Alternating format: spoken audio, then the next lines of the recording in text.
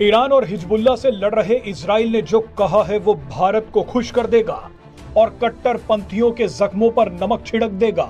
Israel से भारत के लिए नवरात्रि की शुभकामनाएं आई हैं। I see India as our friend.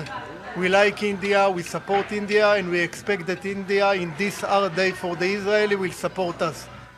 जो इज़्ज़त के काबिल है उसे इज़्ज़त ही दी जाती है और जाहिर बात है अगर कोई उसे इज़्ज़त दे रहा है इंडिया को तो वो इज़्ज़त के काबिल हैं तो उनको इज़्ज़त दी जाती है। ईमानदारी जो है ना इंडिया में कूद कूद के बढ़ी हुई है।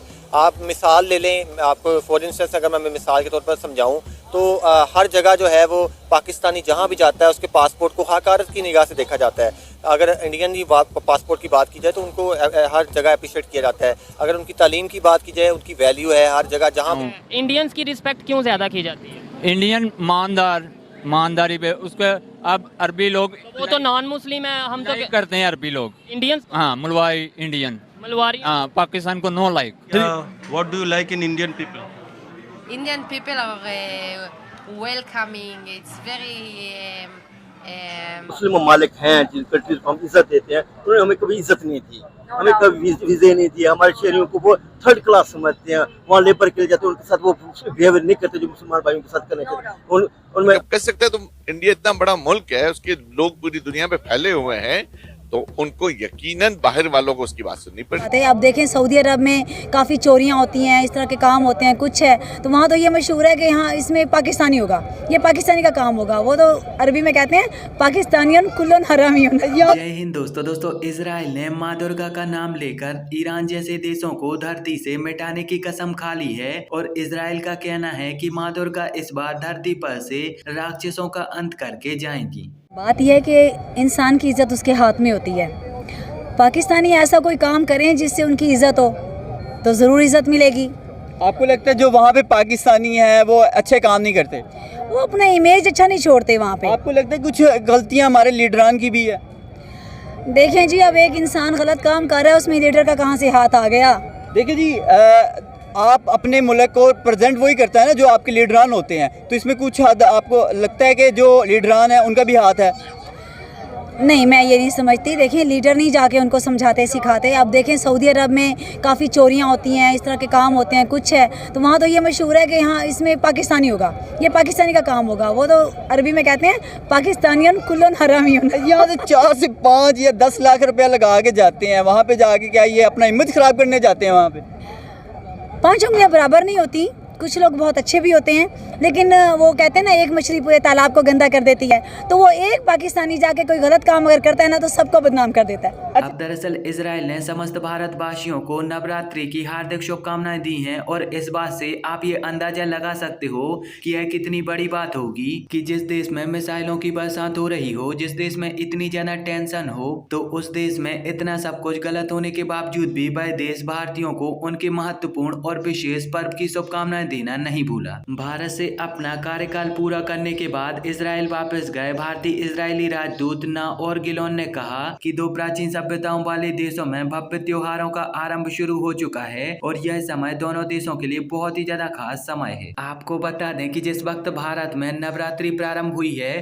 तो उसी वक्त इजराइल में रोज हंसना पर्व की शुरुआत हुई है और रोज हंसना के इस पर्व को इजरायली नागरिक नए वर्ष के तौर पर मनाते हैं। जिस प्रकार भारतीय लोग विक्रम संवत को मानते हैं उसी प्रकार इजरायली लोग हिब्रू कैलेंडर को मानते हैं और हिब्रू कैलेंडर के अनुसार इजराइल में रोज हंसना पर्व की शुरुआत हो चुकी है और इजराइल के नागरिक अपने इस महत्वपूर्ण पर्व की खुशियां मनाने के साथ साथ भारतीय नागरिकों को भी नवरात्रि की शुभकामनाएं दे रहे हैं और भारतीय नागरिकों की खुशी का हिस्सा बन रहे हैं। आपको बता दें कि प्रधानमंत्री मोदी ने भी समस्त इजराइल को रोज हंसना पर्व की शुभकामनाएं दी हैं और इसका जवाब देते हुए इजराइल ने समस्त भारतवासियों को और प्रधानमंत्री मोदी को हृदय की गहराइयों से धन्यवाद कहा है। पाकिस्तान की क्या इमेज और क्या रिस्पेक्ट है? ये बड़ा पेचीदा सवाल किया आपने, आप जवाब दे दें। बहुत ही इसका जवाब तो वैसे हर बच्चा जानता है कि हमारी रेपुटेशन है पूरे वर्ल्ड में क्या है, हमारी रिस्पेक्ट क्या है, ग्रीन पासपोर्ट को क्या वैल्यू है, ये तो हर बच्चा भी जानता है, बड़ा भी जानता है, बाशऊर आदमी भी जानता है। बुरी अच्छी है लेकिन मेरा ख्याल है कि बुरी कर दी है हुक्मरानों ने। कैसे कर दी है? आज हमें कोई भी वर्ल्ड की कोई भी कंट्री एक्सेप्ट नहीं कर रही। वो ग्रीन पासपोर्ट आपके मुताबिक जैसे देखा जाता है तो साइड कर दिया जाता है। इवन के बाइकआउट पाकिस्तानी ट्रेंड्स चल रहे हैं, इवन के पाकिस्तान को डिपोर्ट किया जा रहा है दूसरे ममालिक से। क्यों? जी जी बिल्कुल ऐसा ही है। ये हमारे हुक्मरानों की वजह है। इन्होंने रिलेशन पूरे वर्ल्ड पे अपने कायम नहीं किए। इन्होंने अपनी रिस्पेक्ट खुद खराब की है। अगर ये अपनी रिस्पेक्ट बनाते तो आज अवाम की भी रिस्पेक्ट होती, क्योंकि अवाम तो किसी के नुमाइंदे से जाके मिलती नहीं है। अवाम के पास इतने सोर्सेज नहीं है। ये हमारे हुक्मरान ही हैं जो दूसरे हुक्मरानों के साथ जाके रिलेशन कायम करते हैं। लेकिन जब इन हमारे बड़ों के रिलेशन उनके साथ अच्छे नहीं हैं तो फिर जाहिर बात है वो फिर कहते हैं कि जैसा हुक्मरान वैसी अवाम। तो बिल्कुल चले ऐसा कह ले, लेकिन मैं वर्ल्ड लेवल की बात कर रहा हूँ।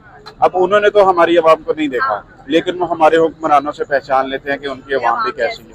सर क्या वजूहात है कि दूसरी तरफ हम भारत के जब देखते हैं, भारत के ऊपर नजर डालते हैं तो हमें एक खूबसूरत सी इमेज नजर आती है वर्ल्ड वाइड के अंदर, चाहे वो इमेज मिडिल ईस्ट में देखें चाहे वो यूरोप में देखें। अभी मिडिल ईस्ट के अंदर आप देख लें, इंडियंस छाए हुए हैं, दुबई में छाए हुए हैं, सऊदी में छाए हुए हैं, कतर में छाए हुए हैं।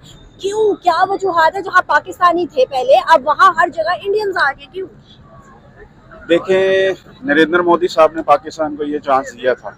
उन्होंने कहा था कि 1-5 साल जो हुकूमत दौरे हुकूमत के हैं आप अपनी अवाम पर लगाएं, आप अपने मुल्क पर लगा लें, और वही 5 साल मैं अपने मुल्क पे लगाता हूं, अपनी अवाम के ऊपर खर्च करता हूं। तो उसने ये कहा था कि हम दोनों जो हमारे ममालिक हैं, हम दोनों को रिस्पेक्ट मिलेगी और इसका बहुत ज़्यादा फ़ायदा होगा। ये मोदी ने बहुत अच्छी ऑफ़र की थी, लेकिन अफसोस दर अफसोस के किसी भी हुक्मरान ने उनके साथ ये कम्प्रोमाइज़ नहीं किया।